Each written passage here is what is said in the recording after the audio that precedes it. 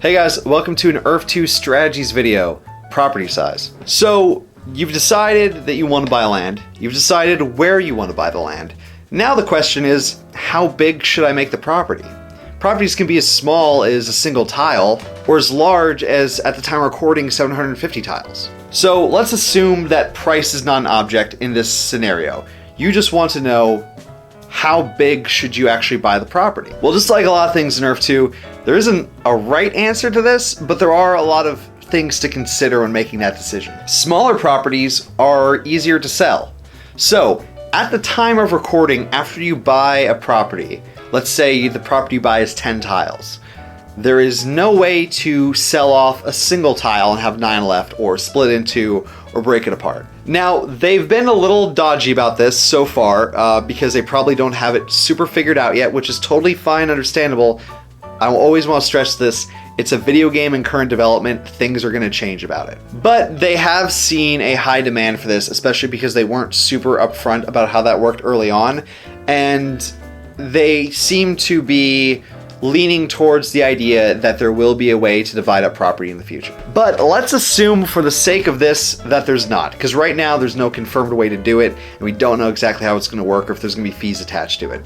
So, should you buy a small property or a big property? Well, if you buy a small property, it's going to be easier to sell, because all you have to do is sell the current value or the market value of that single tile. So, it's a smaller number to deal with without you having to take a cut in profits. For example, if a single tile is trading for $80, that's going to be potentially a lot easier to sell than a cluster of 10 tiles that you'd have to sell for $800 to get the market value. Now, that's not to say you're not going to be able to find someone who's willing to pay $800, but there's going to be a lot more people who can fit $80 into their budget. Now, look, I think in the long run, if we're talking 10 years, I think that these properties are going to be sold for thousands, if not tens or hundreds of thousands of dollars to large corporations and big investors who want to buy up land and create virtual businesses and sell virtual advertising. So just because you have a large property and you don't know anyone right now who wants to pay $800 for it, that doesn't mean that someone's not going to pay $80,000 for it at 10 years from now. So again here, there's no guarantees. So if you want to play it safe, smaller properties are probably safer bets. Now, you can buy a couple of smaller properties right next to each other that form a larger property, but those are still individual properties and you have to sell them separately. And as far as like safety net goes, that's probably the best. Let's say you want a property that's 100 tiles.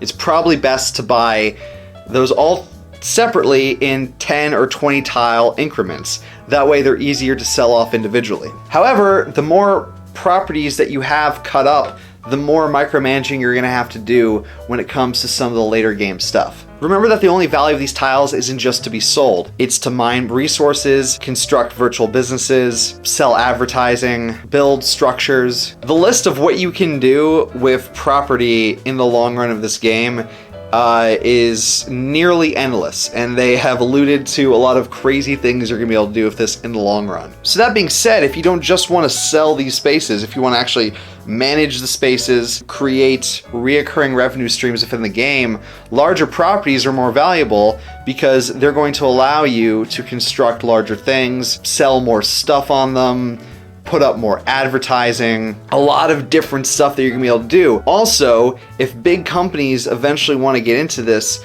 they might see more value in a massive land space that they could build an amusement park on than a smaller space that's barely got enough room for them to put a house. It's also good to consider the shape of the space that you're buying. I think in general, probably something that's square-like is probably going to be your best bet. You know, if it snakes around or has like a weird shape to it, remember the limitations that's going to have when people actually go to like build stuff on it. So if you can, in general, I would try to buy up stuff as box-like as possible. But look, I don't know any more than anyone else who's read the entire FAQ. Right, I'm not a developer on the game and I don't know where they're going to go with a bunch of different things. But these are things to consider when choosing how large the property is when you buy it and what shape it is. If you guys do want to buy property, feel free to use my referral code. You'll get 5% of the purchase price of your property credited back to your account. Feel free to check out the other videos on this channel about Earth-2 and let me know in the comments what you decide doing with your properties and also what videos you want me to make about Earth-2 in the future. Thanks.